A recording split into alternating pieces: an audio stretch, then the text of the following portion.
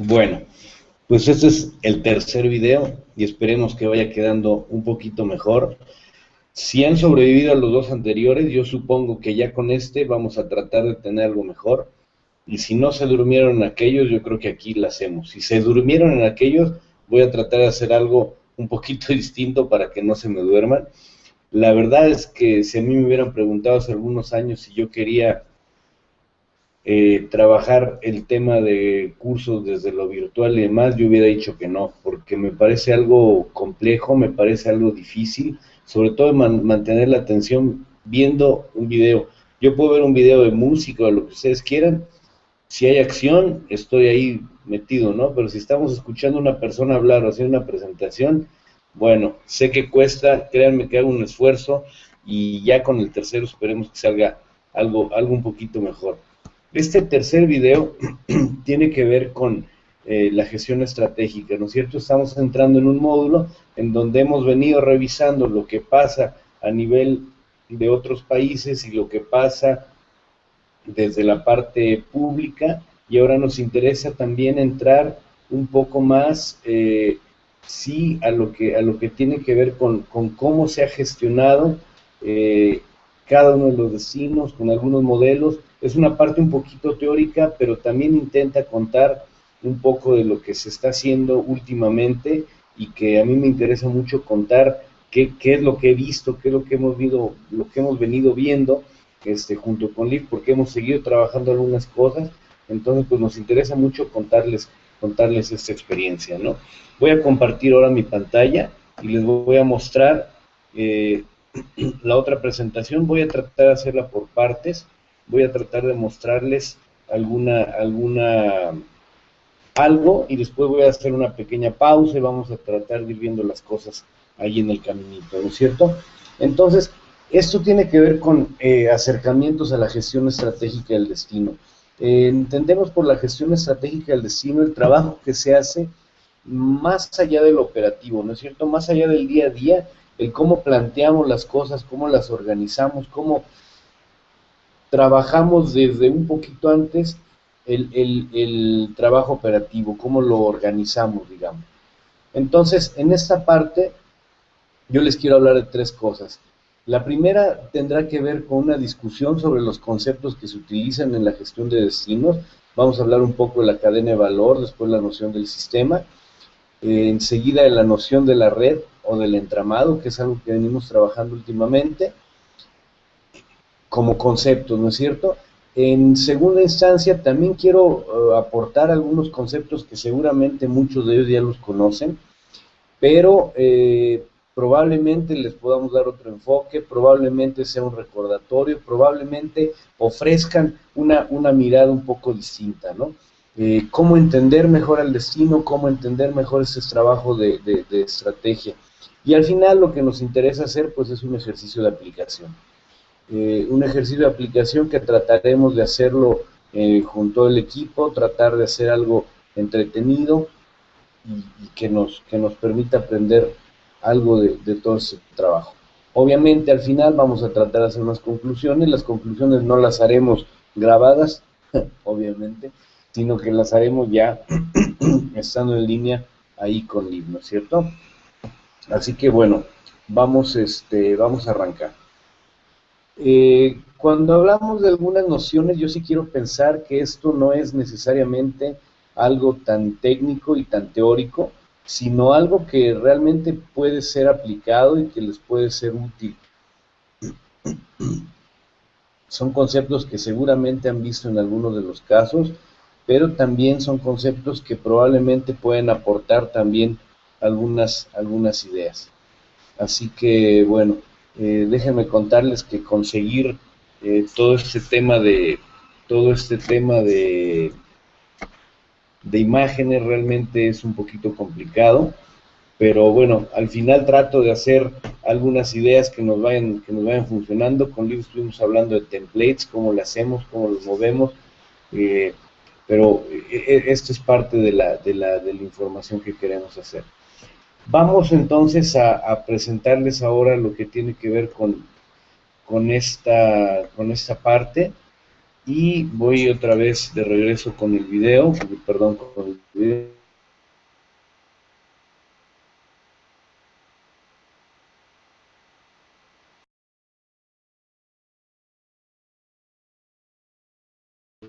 algo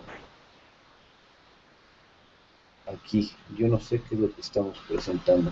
Debemos estar presentando el escritorio, espero que estemos presentando el escritorio, y después del escritorio lo que tenemos que estar haciendo es la presentación. Me parece que ahora sí lo tenemos. Entonces, ¿cuáles son estas nociones de las que queremos hablar? Bueno, en primera instancia sobre la cadena de valor. La cadena de valor entendida como un proceso, ¿no es cierto? Un proceso que reúne una serie de elementos de un proceso que no hay que perder de vista. Esto tiene que ver, la cadena de valor viene mucho más relacionada con el tema de la producción. Es decir, ¿cómo hacemos que algo que viene desde el insumo elemental, es decir, el producto básico, lo podamos convertir en un artículo que vamos a vender? Estamos hablando desde la mandarina hasta el extracto de mandarina que se utiliza para, no sé, perfumar algunas tortas, algo de alimentos, o puede ser algo, la materia prima que se utiliza, el metal, para después convertirlo en un auto. Entonces, la cadena de valor tiene mucho más el origen en esa parte, ¿no es cierto?, en un aspecto de producción. Y lo que trata de hacer es entender cómo se van sumando cosas y se van poniendo cosas que consiguen hacer un producto final, y que en muchos de los casos incluye el servicio de postventa, ¿no es cierto? Esto es toda la cadena que se suma. Esto es algo que no es nuevo, es definitivamente ya desde el 85 hasta acá han corrido bastantes tiempos, y bueno, ha sido desarrollado originalmente por Michael Porter, ¿no? Esto viene de Estados Unidos, tiene mucho que ver con la teoría administrativa,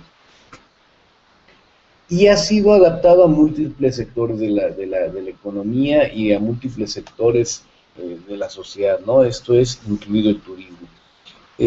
¿Cómo se ha adaptado? Bueno, de muy diferentes maneras, pero básicamente contiene esto, contiene, y esta es, digamos, que la estructura original, ¿no es cierto?, la estructura que Porter planteaba, que tenía que ver con esto del abastecimiento, el desarrollo tecnológico, los recursos humanos, la infraestructura de la empresa, y bueno, logística, marketing, etcétera.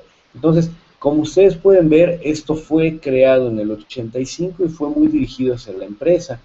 Ahora se ha aplicado al turismo. Con GTZ, ustedes recordarán, estuvimos trabajando parte de esto.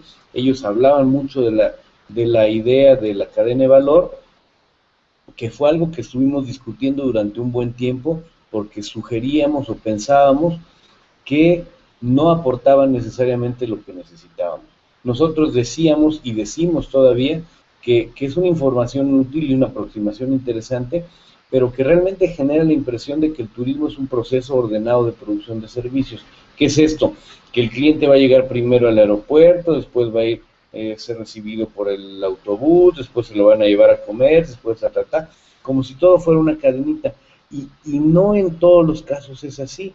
Con el turismo nos hemos encontrado con mucha frecuencia de que esto es totalmente cambiante, ¿no es cierto? Hay turistas que vienen en un medio de transporte, hay turistas que tienen un paquete, hay turistas que no tienen un paquete. Entonces es muy difícil de entender un proceso de producción o un proceso de cadena cuando los elementos finalmente funcionan cada uno por separado. Es decir, si yo llego al hotel, el hotel sí tiene un proceso de producción y tiene una cadena de valor. Si yo llego al restaurante, tiene su propia cadena de valor. Si yo llego a la casa del artesano, también. Pero son diferentes procesos y diferentes cadenas de valor. Cuando yo las quiero juntar en una sola, que es el turismo, perdón, realmente me encuentro con muchísimos problemas para encontrar un punto de entrada y un punto de salida, ¿no? Y esa ha sido nuestra insistencia. El turismo, más que una cadena de valor o un proceso, es un fenómeno muy complejo y no la actividad económica, y eso ya lo hemos hablado un poco antes. No podemos hablar de una cadena de valor en el turismo porque hay muchos procesos que se están interactuando, y por eso es que insistimos nosotros con esta noción. Ahora bien, algo que está muy claro y que hemos entendido ya también es que en el tema del turismo pues intervienen otros motivadores, ¿no es cierto?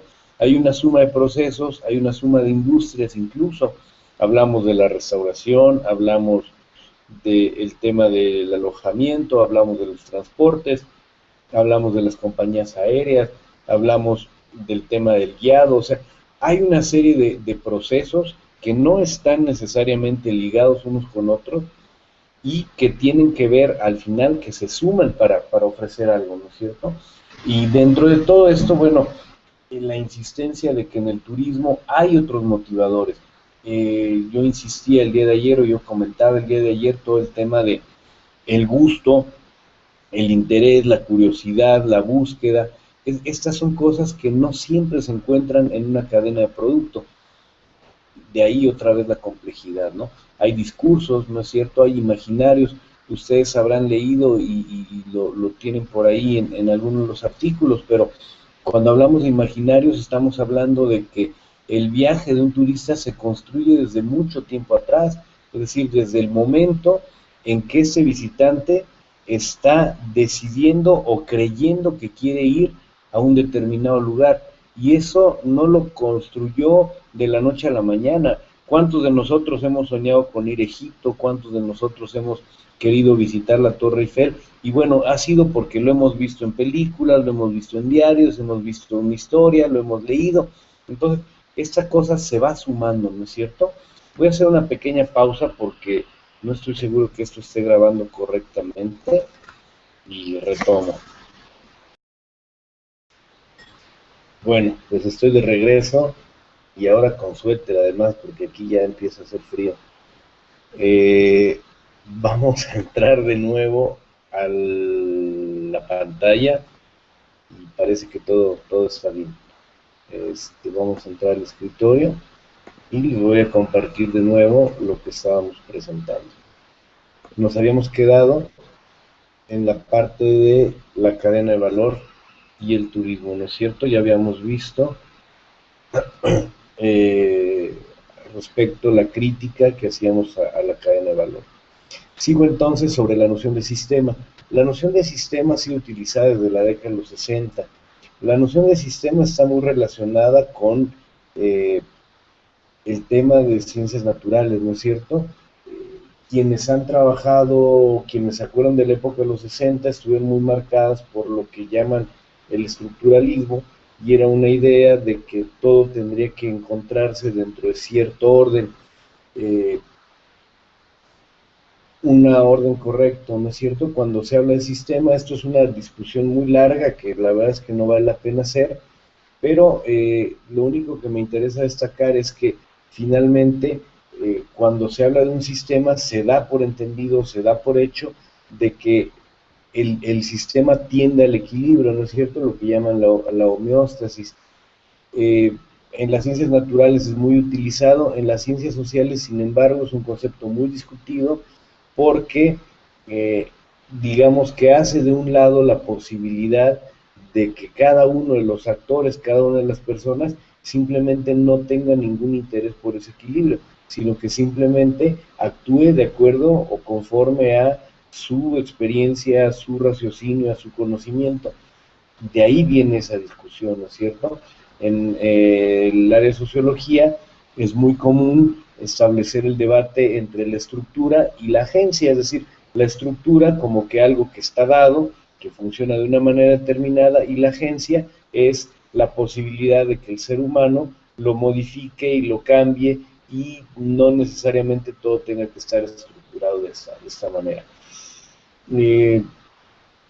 Esta noción de sistema fue muy difundida o ha sido muy difundida en la literatura en español sobre el turismo. De hecho, es muy conocida todavía, muy connotada. Me parece que tiene elementos muy válidos, pero que al mismo tiempo tiene otros elementos que la hacen un poquito limitativa. Ahora vamos a discutir un poco esto. Aquí está sobre todo el tema de la noción de estructura, ¿no es cierto? La noción de estructura lo vamos a ver por ahí un poco más adelante, pero ha sido de aquí de donde sale toda esta noción de estructuras, superestructuras, que crean a un producto turístico, y es esta cosa aquí. Durante mucho tiempo se ha dicho que existe un marco jurídico y ético y que después viene la parte del territorio, pero que después la superestructura se relaciona con todos los actores institucionales y sus vinculaciones. A la estructura se le considera todo lo que respecta a los insumos, es decir, qué es lo que hace el producto turístico, y la infraestructura después es lo que tiene que ver ya con el equipamiento y las instalaciones. Me parece que no es nada malo, es algo interesante, es un gráfico bastante claro para quien quiere entender lo básico del turismo, pero nosotros insistimos en que más allá de estas estructuras y de algo excesivamente delimitado como podría ser esto, hay otras alternativas, ¿no es cierto? Y es lo que venimos discutiendo en los últimos años. Agradezco, por supuesto, a Tecuani, con quien hemos estado trabajando en los últimos meses aquí en México. Es una asociación interesante de profesionales que trabajan en el tema de turismo, consultoría y demás, y con quienes estuve participando en algunos casos. Ellos utilizan mucho este gráfico, así que quería utilizarlo y bueno, aquí les estamos agradeciendo por habernoslo prestado, ¿no es cierto? Ahora, ¿para qué nos sirve el sistema? Bueno, pues en el tema del turismo nos es muy útil para comprender que hay una relación entre todos los participantes, ¿no es cierto? El sistema habla de elementos, habla de relaciones y habla del medio ambiente en el que se encuentra. Entonces, es una manera útil para comprender quiénes participan dentro del tema del turismo. Sin embargo, se le acusa también de ser muy poco dinámica, ¿no es cierto? Es como si nos dieran simplemente un set de instrucciones, nos dan un cuadrito y nos dicen, bueno, tú llena aquí los que participan en esto y vas a tener el sistema del turismo. Busca a la gente de viajes, busca al hotelero, busca al restaurantero, busca al de gobierno, etcétera, etcétera, y esos son los que conforman el sistema del turismo. Obviamente, ahora lo vamos a describir, pero en el caso de la noción de red, no solamente se trata de estos agentes que están ya planteados, sino se considera la posibilidad de que emerjan otros actores, ¿no es cierto?, de que salgan otros actores y que presenten también ciertas diferencias, ciertos cambios. Para muchos de sus clientes principales, de sus críticos principales, el tema del sistema es, la crítica que se le hace es que es muy frecuente que esté dedicada únicamente al espacio territorial en el que trabaja, y la queja es que se olvida de todo lo que sucede del lado de la demanda, es decir, qué pasa con el cliente, en dónde está, por qué no lo tenemos aquí dentro del sistema. Probablemente sí se tenga a nivel del discurso, a nivel del planteamiento, a nivel del gráfico, pero es muy poca la investigación que se realiza a nivel de este visitante, y por eso es que se le hace una fuerte crítica. Insisto que, sin embargo, la idea de sistema presenta elementos que son muy válidos para el análisis y que pueden complementarse de diferentes maneras. Creo que aquí también vale la pena hacer un poco la llamada de atención en el sentido de que cuando estuvimos nosotros trabajando en San Martín, teníamos una fuerte discusión, ¿no es cierto?, entre la cadena de valor y nuestro alegato de que no se integraba como quisiéramos al estudio del turismo, pero también por el otro lado empezamos con la noción de sistema, tratando de darle esa apertura, ¿no es cierto?, tratando de entender que había otros elementos que participaban y que tenían sus propios procesos, cambiando las diferentes cosas.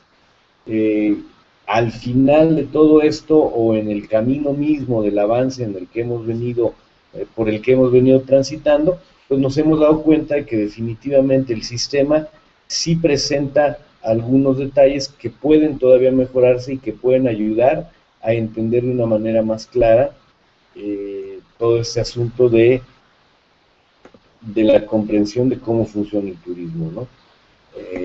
Voy a presentarles ahora entonces la parte siguiente. Y nosotros hemos insistido entonces en que no es, disculpen, aquí se regresa sobre el tema del sistema que ya hablamos, sino que nos gustaría tratar ahora sobre la noción de la red. Y la noción de la red es una noción bastante nueva. Esto no tiene más de 20 años, 20 y tantos años, y proviene de la gente que ha hecho estudios de la ciencia. Hay un par de locos con los que, bueno, yo me he topado trabajando asuntos de investigación, en donde ellos comenzaron por analizar, no sé, la industria automotriz, la industria de producción de ostras en una bahía en Francia, y se dieron cuenta de la gran influencia que jugaban otros actores que no siempre estaban presentes en los análisis, lo que ellos llaman todo lo no humano. Voy a ir al respecto un poquito más adelante, pero la noción de red, digamos que el eje central de la noción de red es que se enfoca en las relaciones que se establecen entre los actores, ¿no es cierto? Ya habíamos entendido desde la noción de sistema que los actores o que quienes participan en el sistema tienen una serie de relaciones entre ellos. Bueno, el asunto es que desde la noción de red, de los estudios de la ciencia y de esa teoría que le llaman el Actor Network Theory, o la teoría del actor red, se dice que no es que estos elementos o estos actores tengan un orden establecido, sino que más bien cada uno de esos actores ordena su mundo de una manera muy particular, y esa manera particular de ordenar tiene que ver con los aprendizajes y con los conocimientos y los imaginarios que nosotros tenemos y que no necesariamente están dados por el medio. Entonces, la visión de red intenta acercarse más bien a las personas, a los actores, y preguntar cómo es la manera en que ellos ordenan su mundo, ¿no? En este sentido, la noción de red insiste en la existencia de varias realidades y no de solamente una, lo que hace todo esto muchísimo más relativista, ¿no es cierto? Cada uno de nosotros entiende su realidad según como la ha vivido. No es lo mismo un indígena xánica que un indígena mexicano, que un europeo, y cada uno le va a dar cierto sentido a la vida de una manera diferente. Entonces, a esto se refiere, ¿no? No solamente es que estas relaciones se establecen entre ellos, sino que además cada uno de los actores las pinta de una manera distinta. Una cosa adicional es que la visión de red presta mucha atención a cómo los objetos, los símbolos, circulan a través de esta red y hacen que la información se circule, ¿no es cierto? Una de las grandes insistencias, por ejemplo, de quienes promueven o de quienes insisten en la noción de red, es que nosotros haríamos muy poco si no contempláramos, si en el estudio del turismo, por ejemplo, no contempláramos toda la parte tecnológica. Simplemente el hecho de estar aquí presentes, trabajando en este momento con ustedes, sería imposible si no tuviéramos herramientas a nuestro alcance. Entonces, en ese sentido y para ellos, estas herramientas, esta computadora es un actor no humano, pero es un actor que está presente dentro de todo esto. Y el hecho de que exista nos permite comunicarnos. Si no existiera, simplemente tendríamos que, a lo mejor ustedes estarían más contentos y menos aburridos, ¿no? Porque no tendrían que estar escuchando y viendo esta participación de forma virtual, sino que todo se desarrollaría ahí en ese espacio. Pero por otro lado, nos perderíamos la posibilidad de comunicarnos, y yo me perdería el gusto de que tengo de estar charlando con ustedes, ¿no? En este momento no es una charla, sino un monólogo, pero va a haber, y ha habido oportunidad seguramente en los días anteriores también de comunicar un poco. Miren, esta es una visión muy interesante, la de red, porque no ponen necesariamente a un determinado número de actores, ¿no es cierto? Lo que nos dice la red, miren, esta es una red que se hace para una mina que después fue convertida en museo, y esto es la atracción central, lo que tenemos aquí. Entonces, el centro de esta red está en la atracción que genera la mina, y después aquí va planteando a quiénes son algunos de los actores. Por ejemplo, los exmineros que trabajan como guías voluntarios dentro de ese lugar. Después tienes atracciones secundarias que se van tejiendo, se van entrelazando, a partir de esta mina, ¿no es cierto? Hay quien se le ocurrió tener un museo regional, después hacer una galería de arte, una exhibición de arte, restaurantes temáticos, es decir, restaurantes no un McDonald's o un negocio cualquiera, sino uno que está relacionado con el tema de la mina, que es además lo que lo hace más interesante, ¿no es cierto? Las casas, las antiguas casas de las familias mineras, tiendas, cines, y todo esto se encuentra a una distancia de caminata, ¿no es cierto? Se puede uno acercar a estas segundas atracciones, pero además de eso hay redes regionales, es decir, estas redes que no están necesariamente relacionadas con la mina directamente, pero sí que están relacionadas con el espacio en donde ésta se desarrolla, que, bueno, todo el tema de símbolos, ¿no es cierto?, de señalética, el hecho de que sea amistosamente que pueda ser utilizado de forma amistosa, que sea entendible, oficinas de información. Las oficinas de información no trabajan solamente para la mina, pero sí están relacionadas con ella, ¿no? Y entonces, después vienen otras formas de relacionamiento que ya no están a distancia de caminata, sino que permiten hacer otras actividades en el espacio, ya sea una cabalgata, sea un tren, sean las bicicletas, y en cada uno de estos espacios hay clústeres de actividad, es decir, hay grupos unidos que trabajan en función de algo en particular. Vamos a ver el tema de clúster un poquito más adelante. Hay un desarrollo social, un desarrollo cultural. Entonces, esta es una visión de una red mucho más completa, ¿no? Como ustedes pueden ver, aquí hay elementos que salen, elementos que se contemplan, elementos que desaparecen, etcétera, etcétera. ¿Qué es lo que tiene la red con el turismo? Bueno, pues la verdad es que sí permite llevar las relaciones hasta espacios geográficos distantes. Yo muy claramente desde la red puedo relacionarme con el turista, puedo relacionarme con los medios de comunicación que utiliza el turista, puedo ver qué periódicos lee, puedo entender cuáles son los medios de comunicación que utiliza, qué pasa con la computadora, qué pasa con internet, qué pasa con los con las ofertas, ¿no es cierto?, agentes de viajes que están en línea, entonces, toda una serie de cosas que no están físicamente en el lugar, pero que el visitante consulta antes de venir, entonces ahí entiendo yo la funcionalidad de esta red, ¿no es cierto?, me permite ir mucho más allá y manejar o dejar muy en claro que están presentes. Por otro lado, la red hace de lado esa distinción que siempre terminamos haciendo entre lo global, lo local, lo interno, lo externo, adentro, afuera, etcétera, etcétera. Es una red que seguramente tiene espacios y tiene fases, sí, pero que finalmente es una sola y es completa, ¿no? Por otro lado, bueno, permite focalizar en las relaciones, en el intercambio de información, ¿no es cierto?, en la construcción de símbolos, en las relaciones de poder, en cómo se integran. Una vez que los actores trabajan en un espacio, se integran y generan colectivos. ¿Cómo es que esos colectivos afectan? ¿Cómo es que un Caretour, ¿no es cierto?, cómo es que una OGD, cómo es que los colectivos se ejecutan, se crean y después participan en la gestión de esos espacios, también poniendo en juego todo un tema de relaciones de poder, ¿no? En el tema de la red nosotros insistimos en que esta se interesa muchísimo más por el cómo que por el qué, es decir, lo que se trata de hacer es describir cómo funciona esta red, más que decir esto funciona de esta manera y esto funciona de esta manera, más que dar una lección, se trata de ser muy observadores y ser capaces de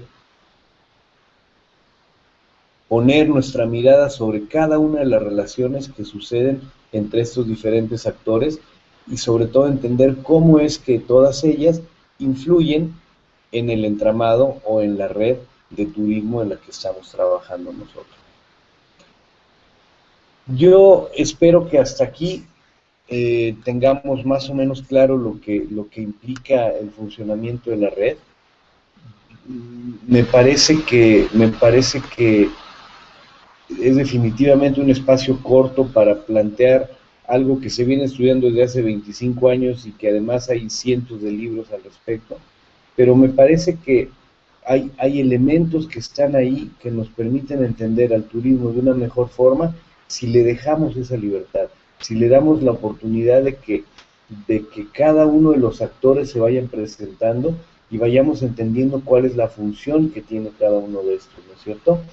Eh, en la medida que hemos venido haciendo este trabajo de red, hemos ido comprendiendo por qué hay actores que salen, por qué hay actores que entran, por qué de pronto estamos un día muy de buenas con nuestros socios empresarios, por qué otro día estamos muy de malas con nuestros socios de otra de las ciudades, ¿no es cierto? Entonces, todo esto nos permite una visión que es mucho más abierta, mucho menos estructurada. Vamos ahora a pasar a algunos conceptos, algunas otras nociones que desde mi punto de vista o desde el punto de vista de lo que hemos venido trabajando con Liv, nos permiten entender de una mejor forma el funcionamiento de estas redes. Vamos a hacer un poquito de mezcla, vamos a meter un poco de, perdón, pero es que hay un mosquito aquí, lo estoy cazando. Vamos a tratar de entender cómo funcionan a nivel eh, desde una visión de red, sí, pero también metiéndole un poquito del contenido un poquito más estructurado, ¿no es cierto? Yo creo que esto también nos va a permitir acercarnos de otra forma a la comprensión del turismo. Vamos hacia allá ahora.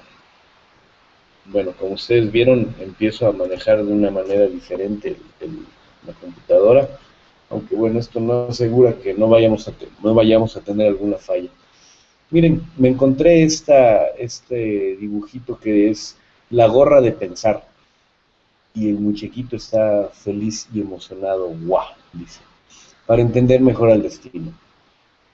Bueno, una cosa que es elemental en esto y que no podemos dejar de contemplar es que el mercado turístico se forma de oferta y demanda.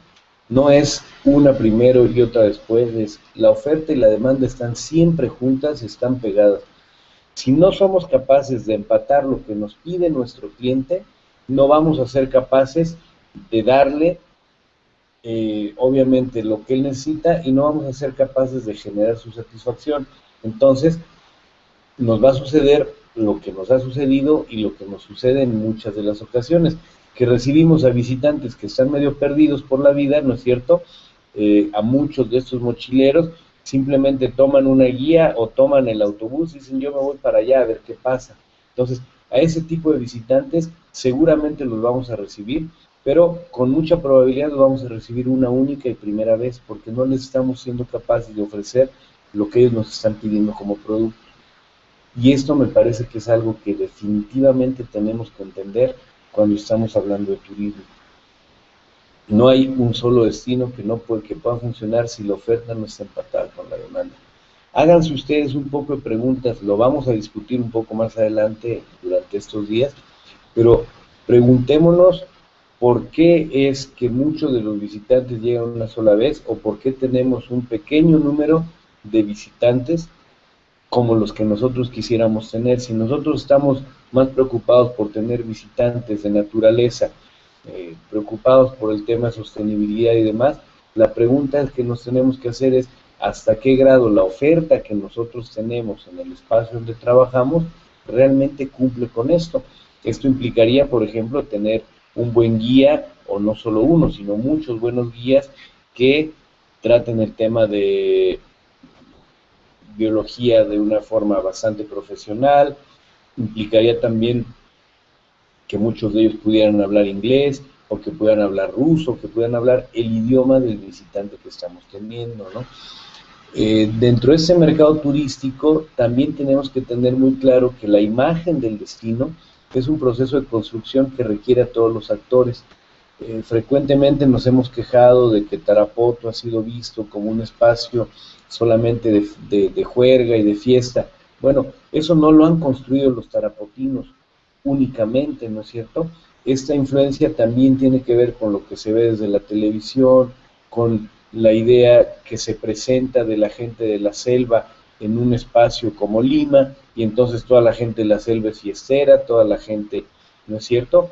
Y ese proceso de construcción se ha ido dando así porque muchas de las ocasiones no hemos sido capaces de responderle a estos medios de comunicación generándole cierta información que nos permita cambiar todo esto.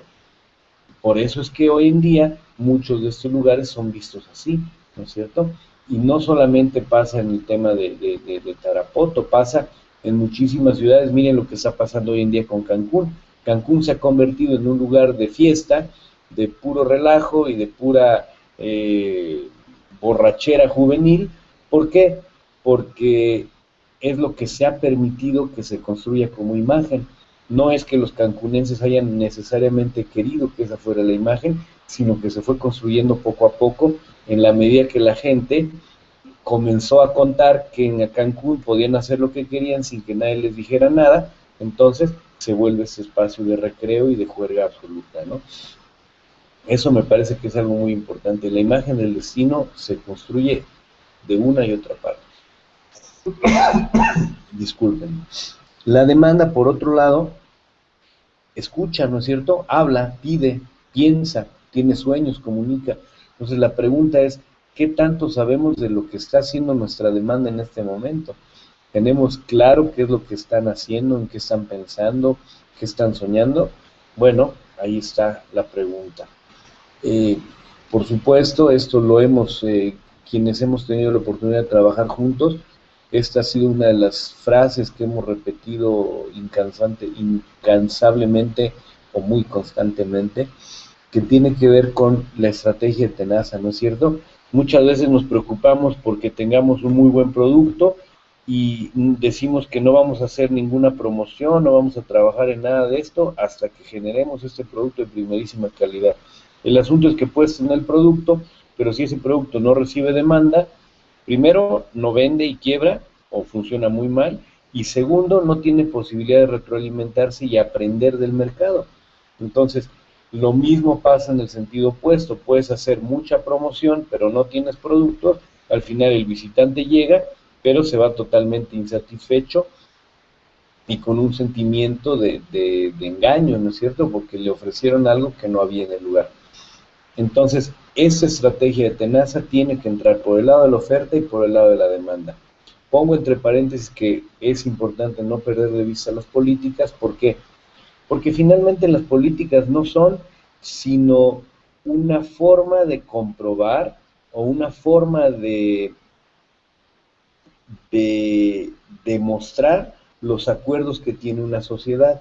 Las sociedades, los seres humanos como seres sociales discutimos entre nosotros y una vez que acordamos algo, lo transformamos en una política. Entonces, una vez que oferta y demanda acuerdan algo, lo transforman también en una política.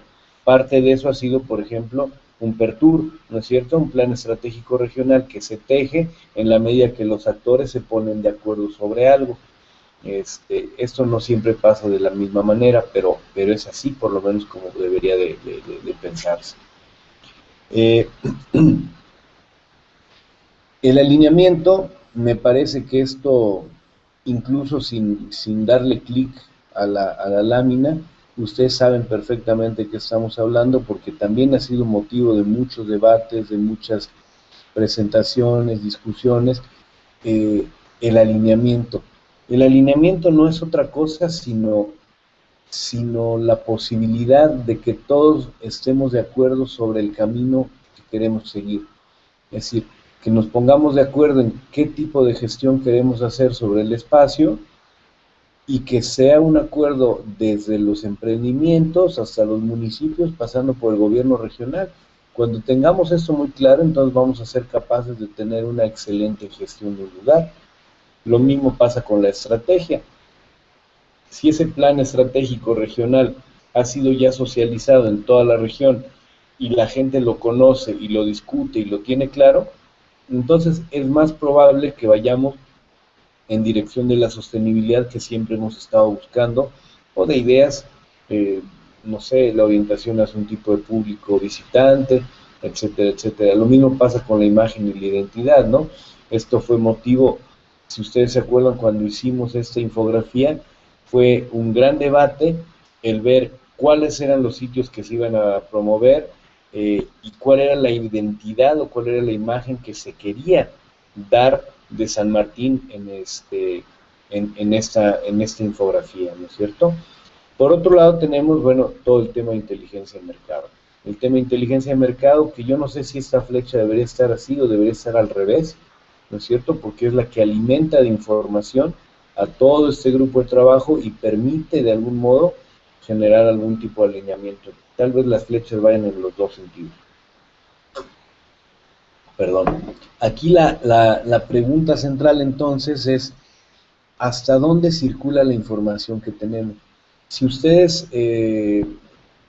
se lo plantearon en algún momento, por ejemplo, en el Decapro Tour, ¿no es cierto? El hecho de que se generen boletines, el hecho de que se genere cierta información, si se ha generado, excelente, si no se ha generado, bueno, tenemos ahí un pendiente muy importante, porque mientras que los actores, el proyecto y quienes participan ahí no compartan discurso, no compartan ideas, no compartan una idea clave de cómo funciona o cómo se gestiona un espacio, entonces lo que vamos a tener son eh, ejercicios aislados. Yo en algunas ocasiones, y esto también es algo que hicimos como ejercicio en algún momento en San Martín, eh, si ustedes se acuerdan cuando preguntábamos a las personas, bueno, cierra los ojos y en este momento estira la mano hacia donde tú sugieras o hacia donde tú dices que está el norte. Y entonces era muy interesante ver cómo la gente cerraba los ojos y cada uno mostraba hacia la izquierda, el otro señalaba de frente, el otro señalaba hacia atrás y ese decían que era el norte. Y no se trataba solamente de una desinformación o de una falta de conocimiento geográfico, sino que esto permitía también mostrar que cuando no tenemos muy claro el norte, pues cada uno queremos ir en una dirección distinta. Entonces, el alineamiento y la circulación de información son precisamente elementos que nos permiten entender mucho más claramente o afinar mucho más claramente el hacia dónde vamos o el hacia dónde queremos ir con todo esto, ¿no? Bueno, eh, además de estos dos temas, ya hemos hablado del alineamiento, ya hemos hablado del tema del mercado turístico, ¿no es cierto? Me gustaría ahora hacer una reflexión sobre un tema que es bien interesante. Yo lo he visto desde hace muy poco. Son cosas que uno tiene en mente, pero a veces no las tiene tan claras y tan definidas. Este gráfico también pertenece a Tecuani. Eh, y tiene que ver con, ahora se los muestro, no crean que no se los voy a mostrar. Tiene que ver con el espacio territorial, es decir, estamos hablando de percepciones, estamos hablando de información que circula, estamos hablando de oferta y de demanda, pero nos hace falta llegar al marco territorial. ¿Cómo entender un marco territorial? ¿Cómo ayudarnos a nivel para entender mejor el destino si no ponemos atención en cómo funciona el marco territorial? Así que ahora lo que les voy a presentar es precisamente un gráfico en el que se muestra desde el enfoque de territorio que bueno, pues en efecto ningún municipio o no todos los municipios tienen la misma función, ¿no es cierto? Entonces, este gráfico tiene por un lado un municipio emisor, ¿no es cierto? Es decir, el lugar de donde vienen. A ver, explico por qué el tema de municipio. El tema de municipio se debe a que este trabajo que hicimos con Tecuani está muy orientado a la municipalidad como tal. ¿Por qué? Porque al igual que en el Perú, en México, la municipalidad es el ente de gobierno más cercana a la población o nuclear, digamos, y entonces lo que se ha buscado es hacer que las municipalidades tomen bajo sus riendas en la gestión y el manejo del turismo. Así que nosotros hemos ido trabajando en municipalidades, acercándonos con la autoridad municipal, planteándoles la necesidad de trabajo o el interés de trabajo, y entonces ellos son quienes convocan a sus actores locales. Esto me parece un acercamiento interesante y necesario, también porque es una forma de validar o de acompañar el proceso municipal, por un lado, y por otro lado también de complicarnos un poco la existencia. ¿Por qué? Porque como ustedes también lo saben y lo viven en el día a día, no todas las municipalidades tienen a un grupo de trabajo dedicado específicamente al turismo, ¿no es cierto? Y no todas las municipalidades tienen la capacidad o el conocimiento de cómo se gestiona el turismo. Pero bueno, entonces a esto se debe que desde Tecuani se esté trabajando en el tema de municipalización, ¿no es cierto? Entonces ellos hablan aquí, por ejemplo, del municipio emisor. El municipio emisor bien podría ser Santiago de Surco, bien podría ser Miraflores, qué sé yo. Y después un municipio receptor. Este municipio receptor podría ser Tarapoto, por ejemplo. Y después, bueno, lo que tenemos aquí son municipios impactados, ¿no es cierto? Los municipios reciben un impacto de una u otra forma, puede ser positivo, puede ser negativo o puede ser de ambos, una vez que el visitante que viene del municipio emisor entra en el municipio receptor. Pero ¿qué pasa en nuestros municipios receptores? Bueno, que no todos los municipios receptores tienen la habilidad, la infraestructura, la formación, la experiencia para recibir a los turistas. ¿Qué es lo que tenemos entonces? Bueno, tenemos municipios emisores que, digamos, mandan el dinero o abren el tema del visitante. Después tenemos municipios de tránsito. Hay municipios por los que tú nunca te vas a parar más allá de haber circulado por su carretera.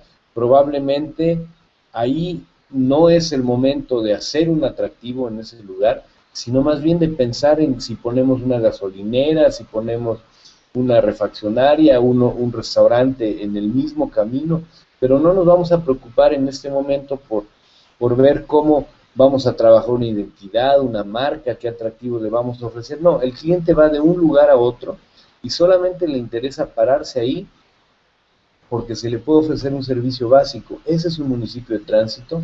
Esto no significa que no esté participando en el turismo, sino que está entendiendo también el rol que él juega dentro de este esquema, ¿no es cierto? Por otro lado, los municipios receptores, ¿cuántas veces no hemos tenido también discusiones?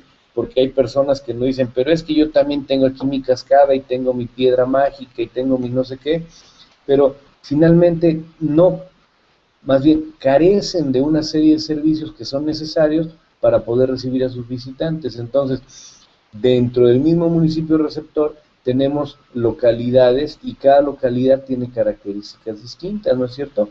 Muy probablemente Tarapoto tiene las características de una localidad receptora nuclear, tiene toda la infraestructura, tiene bancos, tiene hospital, tiene hospedaje, restaurantes, etcétera, y puede ser un centro desde el que se distribuyen a los visitantes hacia otros lugares, llámenle San Roque, Chazuta, Sauce, lo que ustedes quieran, tiene un aeropuerto también, ¿no es cierto? Y luego tenemos localidades receptoras complementarias, esto bien podría ser el caso de Sauce, por ejemplo, es un lugar que recibe gente, que tiene una serie de infraestructura y que normalmente queda básicamente hasta ahí, ¿no es cierto? Habrá muchas personas que van durante el día y sí habrá también quienes decidan quedarse en el lugar, pero son mucho menos de la estructura receptora nuclear. Y además, ¿por qué? Porque por lo menos hasta el momento en que yo estuve por allá no tenían un banco, no tenían un hospital de muy buena calidad. Entonces, una serie de cosas que son necesarias para que el público pueda quedarse. Entonces, también eso hay que entenderlo muy bien. Cada localidad entiende cuál es su posición. Esto no implica que no puedan cambiar de posición y que después se vuelva una localidad receptora nuclear, pero que hay pasos también que se deben seguir como para poder llegar a esto, ¿no es cierto? Y tenemos localidades de visita diurna que probablemente, el caso de Chazuta era, por ejemplo, uno, que no hay una serie de hoteles de muy lujosos o algo por el estilo, entonces, o San Roque mismo, o qué sé yo, Aguachillacu, bueno, Aguachillacu no es una localidad, es un espacio que se visita, pero ahí yo voy a ir solamente durante el día, me voy a quedar unas cuantas horas, muy probablemente utilice alguno de los servicios, qué sé yo, alimentos, baño, guiado, cabalgata, etcétera, etcétera, pero es un simple lugar donde yo me voy a quedar durante un rato. Si entendiéramos claramente y pudiéramos ser capaces de explicárselos a nuestras contrapartes, también nuestras contrapartes entenderían que esto es un proceso y que lentamente van a lograr y van a conseguir hacer sus propios espacios y llegar a lo que ellos quieren, ¿no es cierto? Y por otro lado, miren, y aquí tenemos a los municipios proveedores. Hay municipios proveedores que pueden estar dentro, relacionados con el municipio receptor, pero al que no necesariamente vas a tener que ir a visitar, porque no tienen la infraestructura, porque la carretera está mala, porque está a 5 horas de distancia, porque no hay taxis a la hora que uno quiere, y ese municipio puede participar, pero de otra manera muy diferente, es decir, ¿cómo? Pues proveyendo una serie de insumos que le pueden servir al resto de los municipios, y él mientras tanto va a preparar su oferta, va a preparar una serie de servicios y demás, y no por eso deja de participar en el turismo. ¿Ok? Entonces, esto es a nivel del marco territorial lo que les quería mostrar. Eh, yo espero que esto haya tenido como que la posibilidad de quedar más claro desde lo territorial. Ha sido uno de los debates que siempre hemos tenido, ¿no? Siempre hemos tenido gente que llega de la municipalidad y se nos acerca y dice, pero es que yo quiero tener turismo en mi lugar, yo quiero tener... Bueno, hay que tener muy claro que esto toma tiempo y que también hay que entender la función que uno ocupa en algún momento, ¿no es cierto? Esto con lo que corresponde a la parte territorial de estas ideas de cómo gestionar mejor el destino o de algo que nos puede ayudar para entender mejor el destino. Vamos a la parte final de esta presentación. Eh, yo espero que ahora mi manejo de láminas y demás sea útil. Dos aspectos más sobre los que quisiera ahondar. Uno es el tema del clúster o del clúster o cluster, como dicen los argentinos. Eh, un clúster también viene de Porter, también viene de los años 80, también viene de la administración, pero el clúster es muy útil cuando nosotros trabajamos en el desarrollo local, en el desarrollo del turismo. No es otra cosa sino una reunión de atractivos y de servicios y de empresas, ¿no es cierto? Una serie de empresas y de atractivos que se unen y que el viajero va a identificar como un destino turístico. Eh, Puede ser muy grande, puede ser muy pequeño, pero lo interesante de un clúster sobre todo es la posibilidad de que una serie de actores se ordenen y trabajen de manera conjunta bajo una temática específica y bajo una idea bastante clara. Si no existe una idea bastante clara, si no existe esa temática, lo que vamos a tener entonces son esfuerzos aislados, pero no trabajos en conjuntos. En un clúster, por ejemplo, existe también, pueden ser 5 agencias de viaje, pueden ser 7 restaurantes, pueden ser uno, pueden ser... Pero en la medida que hay más participantes y que estos logran organizarse, entonces genera un espacio de competitividad, y ese espacio de competitividad es lo que permite realmente avanzar. Si no tenemos la competitividad, tenemos solamente un restaurante, una agencia de viajes, lo que vamos a tener es que esos se eternizan con sus conocimientos y no permiten que haya más llegada, más desarrollo, más competencia. Al final esos lugares son los que se nos van muriendo porque solamente hay un tipo, ¿no? A mí no se me olvida que, por ejemplo, en Puerto San Julián, en Argentina, muy al sur, ya en la zona de Patagonia, hay un lugar en donde solamente hay una agencia de viajes que te lleva a recorrer el paseo con las ballenas para ver osos, lobos marinos, etcétera, etcétera.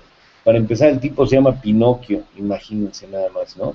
Y como se llama Pinocchio, pues así es de bueno, de repente te dice que pasa por ti a las 5, nunca llega, que pasa mejor a las 8, que tampoco llegó, y finalmente, como es el único, pues realmente se aprovecha de esa oportunidad para establecer las reglas como él las quiere. ¿Qué pasa en el largo plazo? Bueno, pues que la gente como yo decide no volver a ir a Puerto San Julián porque nadie los está atendiendo como ellos se merecen, ¿no?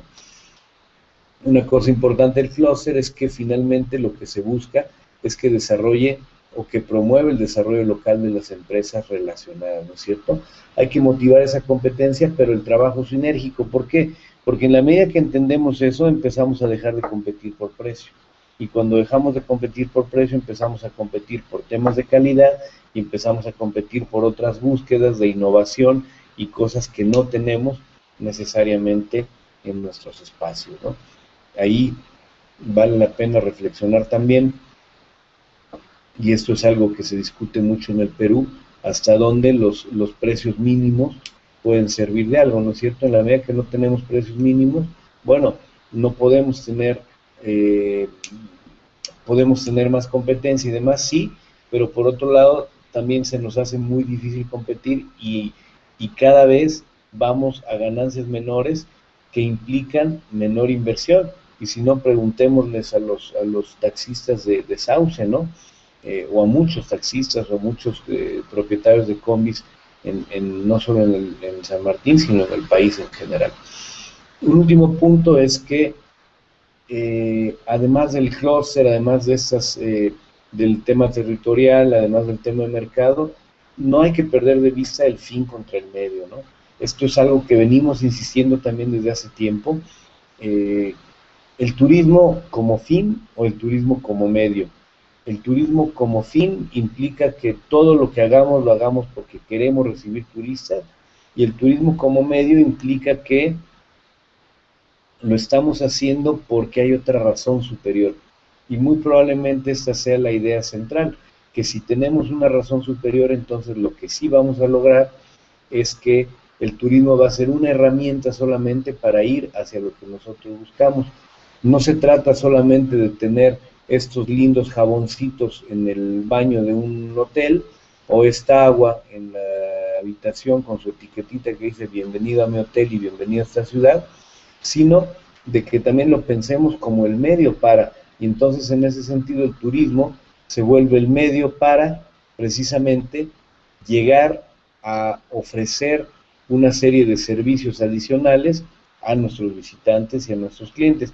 Aquí, por ejemplo, una botella de agua que es de esta empresa Epura, pero que no es producida en la misma ciudad de donde viene esto. Lo mismo con estos jabones, ¿no?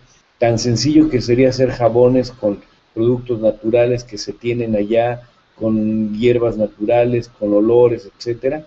Y, por ejemplo, sí me ha tocado ver ciudades en donde el agua sí es definitivamente producida en la misma localidad, ¿no? Así que esto tiene que ver, si el fin es el turismo, vamos a terminar recibiendo la inversión de donde venga, vamos a recibir un montón de gente, pero no vamos a generar desarrollo local. Y esto es lo que nos decía esta tejedora en Tafí del Valle, ¿no?